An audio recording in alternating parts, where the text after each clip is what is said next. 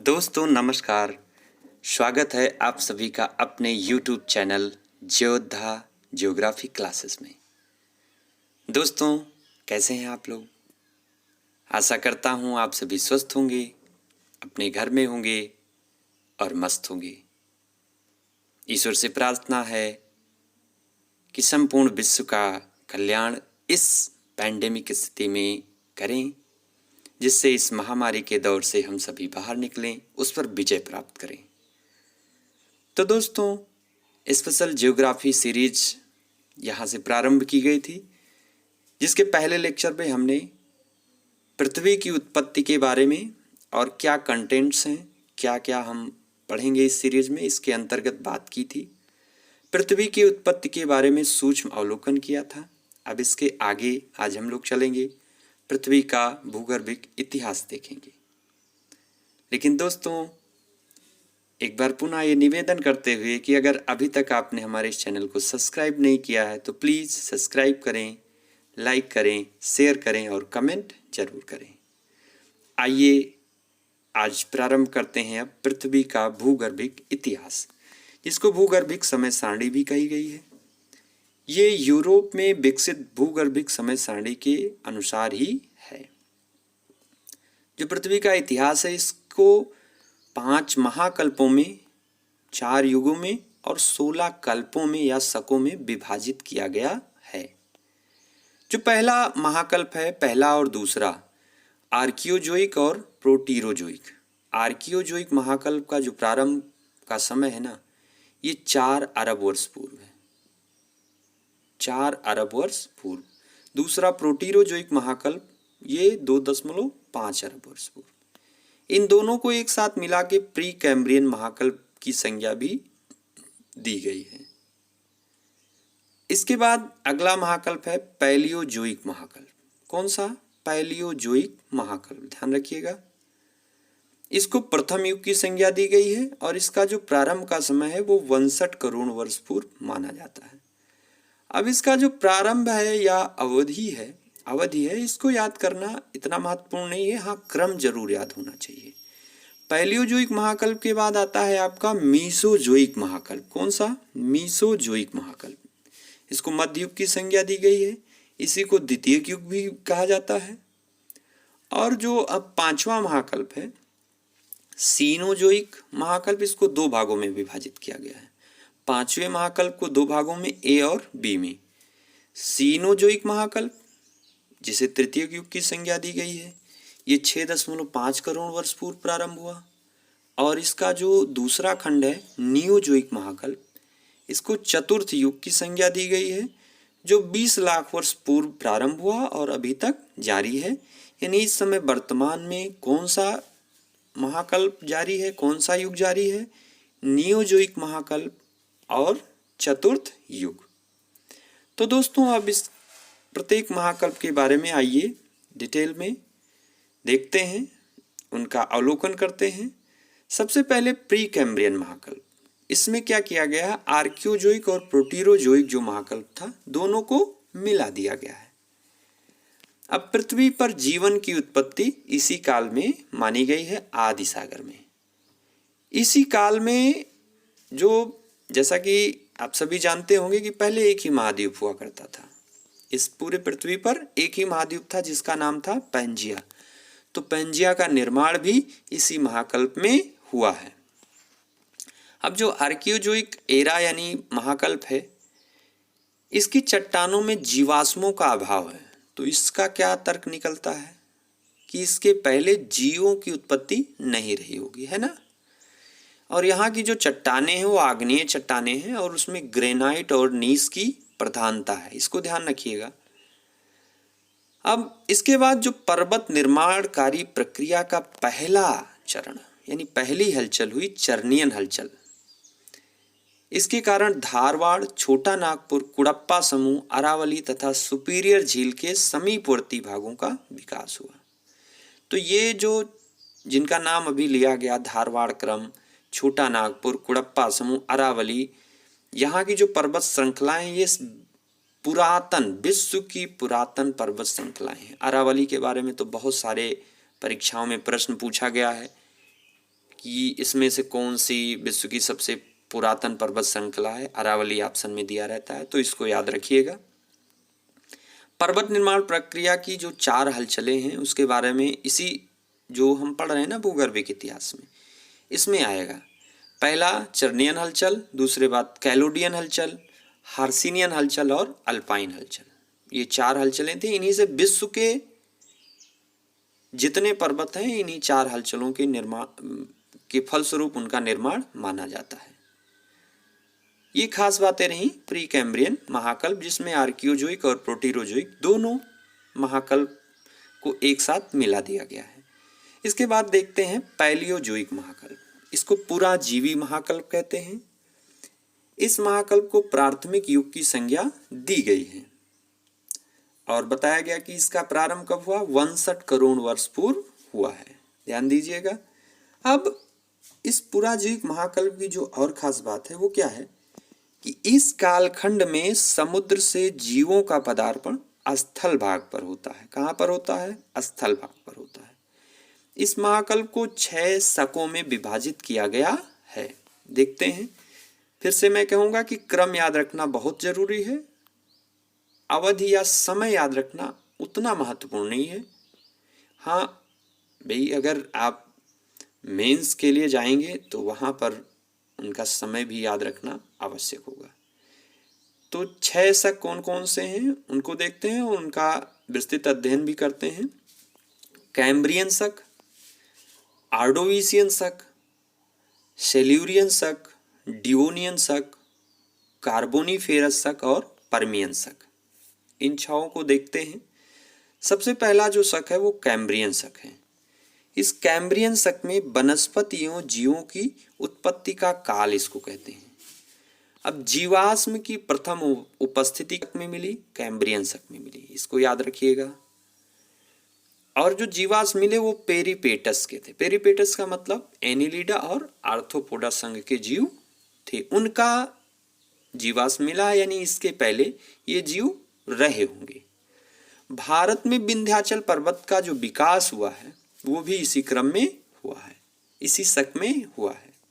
समुद्री घासों की उत्पत्ति, जिसमें सारगासम सबसे प्रमुख है, उसकी भी उत्पत्ति इसी कैम्ब्रियन शक में हुई है। इसको याद रखिएगा, ये बहुत ही महत्वपूर्ण चीजें हैं। कैम्ब्रियन शक के बाद दूसरा शक आता है आर्डोविशियन शक। आर्डोविशियन शक, इसमें क्या हुआ है, निम्न कोट की मछलियों का विकास हुआ है। अब ध्यान दीजिएगा, जीवों के विकास का ये क्रम है, जीवों के विकास का क्रम है। अब यहां से निम्न कोट की मछलियों का विकास हो रहा है। इसके बाद जो तीसरा शक है सेल्यूरियन शक। अब यहां से अभी तक जो जीव थे वो नॉन कार्डेट्स थे। अब यहां से रीढ़ वाले जीवों या कार्डेट्स का विकास प्रारंभ हो रहा है। कहां से? सेल्यूरियन शक से। तो इस सेल्यूरियन शक यानी जो पैलियोजोइक महाकल्प का तीसरा शक है, तीसरा कल्प है, इसको रीढ़ वाले जीवों का काल भी कहते हैं। और इसी काल में पर्वत निर्माण प्रक्रिया की जो दूसरी हलचल थी, जिसको कैलोडियन हलचल या कहीं कहीं पर कैनोडियन हलचल कहते हैं, उसके कारण आपका अपलेशियन पर्वत, स्कॉटलैंड पर्वत आदि पर्वतों का निर्माण इसी काल में हुआ है। किस काल में? सेल्यूरियन शक में। तो इसके बाद आइए अब चौथे शक पे चलते हैं, जो आपका है डिवोनियन शक। इसको मत्स्य युग की संज्ञा दी गई है। क्यों? क्योंकि इस काल की जो जलवायु थी वो मछलियों के लिए सर्वाधिक अनुकूल थी, यानी मछलियों का सर्वाधिक विकास इसी काल में हुआ। याद रखिएगा, मत्स्य युग की संज्ञा किसे दी गई है? डिवोनियन शक को। इसी काल में उभयचरों का विकास प्रारंभ हुआ। उभयचर, अब मछली से उभयचर, मछली से कहाँ? उभयचर। हमने बताया भी था, अभी आपने देखा कि पुराजीवी महाकल्प में ही समुद्र से स्थल भाग पर क्या हुआ? जीवों का पदार्पण हुआ।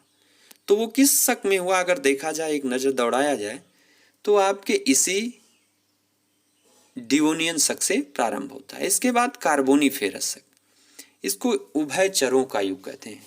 उभयचरों का उत्पत्ति हो गई थी डिओनियन शक में, अब उनका विकास, सर्वाधिक विकास हुआ कार्बोनिफेरस शक में। इसे बड़े वृक्षों का काल भी कहते हैं। अब यहाँ से फिर उभयचर के बाद अगला जो जीवों के विकास का क्रम है वो सरीसृप। सरीसृपों की उत्पत्ति इसी काल में होती है। गोंडवाना क्रम की चट्टानों का विकास इसी क्रम में हुआ है। अब इसके कारण गोंडवाना क्रम आप जानते हैं कि भारत में कोयले की सर्वप्रमुख जो स्थिति है वो गोंडवाना क्रम की चट्टानों में। 90% से अधिक कोयला कहाँ मिलता है? गोंडवाना क्रम की चट्टानों में मिलता है। तो ये भी याद रखिएगा। इसके बाद जो आपका अगला शक आता है वो है पर्मियन शक। कौन सा? पर्मियन शक। अब तीसरी पर्वत निर्माण की जो हलचल थी, हार्सेनियन हलचल, उसके कारण तमाम भ्रंशोत्त पर्वतों का निर्माण हुआ। जैसे आपका वासजेस, यूरोप का वासजेस, जर्मनी का ब्लैक फॉरेस्ट। इन पर्वतों का निर्माण कहाँ पर हुआ? किस शक में हुआ? पर्मियन शक में हुआ। इसको याद रखिएगा। तो ये बात रही आपके पुराजीवी महाकल्प के 6 शकों के बारे में। अब देखते हैं मीसोजोइक महाकल्प, जिसको मध्य युग की संज्ञा दी गई है। इसको सरीसृपों का युग भी कहते हैं। इसमें 3 शक हैं। कौन कौन से? ट्रियासिक शक, जुरैसिक शक और क्रिटेशियस शक। आइए इनको एक एक करके देखते हैं। ट्रियासिक शक को रेंगने वाले जीवों का काल कहते हैं। ट्रियासिक शक को रेंगने वाले जीवों का काल कहते हैं। अब गोंडवाना लैंड भूखंड का विभाजन इसी काल में होता है। भाई पैंजिया से 2 भूखंडों का निर्माण हुआ, गोंडवाना लैंड, अंगारा लैंड। गोंडवाना लैंड दक्षिण की तरफ, अंगारा लैंड उत्तर की तरफ। तो अब इस गोंडवाना लैंड भूखंड का विभाजन इस काल में होता है और दक्षिण भारत का भाग, ऑस्ट्रेलिया, अफ्रीका व दक्षिण अमेरिका का विकास कहाँ से होता है? इसी गोंडवाना लैंड से होता है। ये जानना बहुत जरूरी है। इसके बाद दूसरा जो शक है जुरैसिक शक। इसको डायनासोरों का काल कहते हैं। इसी काल में पुष्प पादपों की भी उत्पत्ति हुई है और इन्हीं डायनासोर से उड़ने वाले सरीसृपों से प्रथम पक्षी यानी आर्कियोप्टेरिक्स की उत्पत्ति भी इसी काल में हुई। यानी अब सरीसृप से किसका विकास प्रारंभ होने लगा है? पक्षियों का, एविस का। ध्यान दीजिएगा। तीसरा जो शक है वो है क्रिटेशियस शक, जिसमें पर्वत निर्माण का अत्यधिक सक्रिय काल कहते हैं। इसमें रॉकीज, एंडीज और यूरोप के अधिकतर पर्वतों का निर्माण इसी काल में हुआ है। भारत के दक्षिणी पठारी भाग पर ज्वालामुखी क्रिया द्वारा लावा का जमाव भी इसी क्रिटेशियस शक में हुआ है। इसको याद रखिएगा। ये प्रश्न पूछा जा चुका है। ज्वालामुखी क्रिया द्वारा लावा का जमाव किस काल में हुआ? तो क्रिटेशियस शक में। इसी क्रिटेशियस शक में आपके उत्तरी पश्चिमी कनाडा, अलास्का, मैक्सिको और ब्रिटेन के डोवर क्षेत्रों में खरिया मिट्टी का जमाव हुआ है। तो दोस्तों आज आपने देखा, हमने बात की प्री कैम्ब्रियन महाकल्प के बारे में। इसके बाद बात की पैलियोजोइक या पुराजोइक महाकल्प के बारे में। महाकल्प को अंग्रेजी में एरास कहते हैं। और तीसरा जो आपका जो अभी अभी हम लोगों ने देखा मध्यजीवी महाकल्प या मीसोजोइक एरा, जिसको सरीसृपों का युग कहते हैं। इसमें 3 शक हैं। कौन कौन से? ट्रियासिक शक, जुरैसिक शक और क्रिटेशियस शक। मध्यजीवी महाकल्प को पूरा सरीसृपों का युग कहते हैं। ट्रियासिक शक जो इसका पहला शक है, इसको रेंगने वाले जीवों का काल कहते हैं। जुरैसिक शक को डायनासोर का काल कहते हैं और क्रिटेशियस शक को पर्वत निर्माण प्रक्रिया का जो सबसे प्रमुख हलचल इसी में हुआ। तो दोस्तों आज के लिए इतना ही। इसके आगे जो महाकल्प हैं उसको अगले वीडियो में हम लोग लेंगे, सीनोजोइक और नियोजोइक महाकल्प। क्योंकि एक साथ सबको लेने से वीडियो बहुत बड़ा हो जाएगा। एक बार पुनः निवेदन करते हुए कि आप सभी हमारे इस चैनल को लाइक करें, शेयर करें, कमेंट करें और हमारे इस चैनल को सब्सक्राइब अवश्य करें।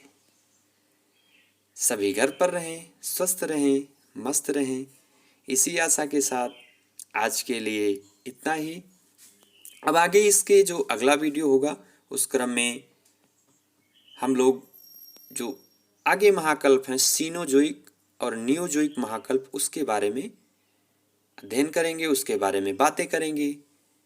तो ये स्पेशल ज्योग्राफी सीरीज है। आप इस पूरे सीरीज को जब देखेंगे तो निश्चित रूप से बहुत ही महत्वपूर्ण होने वाला है। ये आपके UPPCS, BO, RO, ARO, SSC की परीक्षाओं में लगे छात्रों के लिए। तो दोस्तों, सभी अपने घर पर रहें, स्वस्थ रहें और अपना अध्ययन जारी रखें, इसी आशा के साथ bye bye, have a nice day.